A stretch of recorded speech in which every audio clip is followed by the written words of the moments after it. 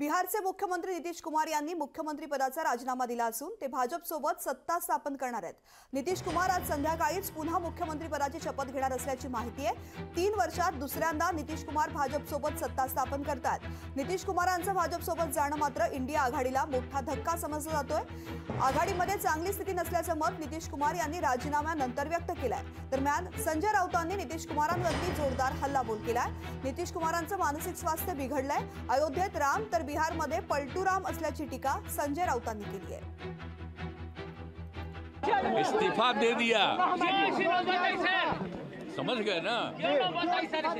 आज हमने मुख्यमंत्री से इस्तीफा दे दिया और जो सरकार थी उसको भी समाप्त करने का हमने आज गवर्नर साहब को दे दिया। ऐसी नौबत क्यों है सर? नौबत क्यों है ऐसी?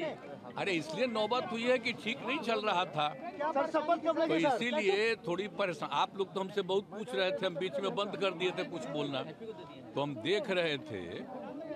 तो वही सब लोगों की राय, अपने पार्टी के लोगों की राय, चारों तरफ से राय आ रही थी, तो हमने सब लोगों की बात को सुन लिया। तो इसीलिए आज हमने इस्तीफा दे दिया। अब ये जो भी सरकार थी वो समाप्त कर दिया गया। अत्यंत उत्तम आहे। मुळात ममता बॅनर्जी या इंडिया आघाडीतून बाहेर पडले नाही, आप इंडिया आघाडीतून अजिबात बाहेर पडलेली नाही। नितीश कुमार यांचा हा खेळ नेहमी चालू असतो। त्यांचं मानसिक स्वास्थ्य ठीक नाही, आम्ही त्यांना फार जवळनं ओळखतो। गेल्या काही दिवसापासून ते आजारी आहे। त्यांची काही व्यक्तिगत कारण असू शकतात, पण नितीश कुमार हे आमच्यापासून दूर गेल्यामुळे बिहारच्या राजकारणावरती काही परिणाम होईल असं मला वाटत नाही। बिहारमध्ये तेजस्वी यादव आणि काँग्रेस आणि इतर लहान पक्ष हे मिळून त्यांची आघाडी मजबूत आहे। नितीश कुमारांचं वागणं पाहता हा भाजपचा डाव होता काय असा प्रश्न निर्माण होतो।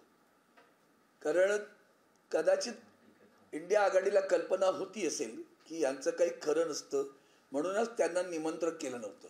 संघमुक्त भारत असं म्हणणारे नितीश कुमार आणि दुसऱ्या बाजूला वो हाथ जोड़कर भी आए तो मैं उनको बीजेपी में नहीं लूंगा असं बोलणारे अमित शाह, या अमित शाह साहेब आणि नितीश कुमार साहेब या दोघांची ही दोन जी स्टेटमेंट्स आहेत ती पाहिल्यानंतर लक्षात येतं कोण पलटू राम तेच कळेल असं झाले।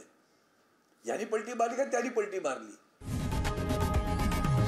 लोकशाही मराठी ऐका, पहा, जागरूक रहा।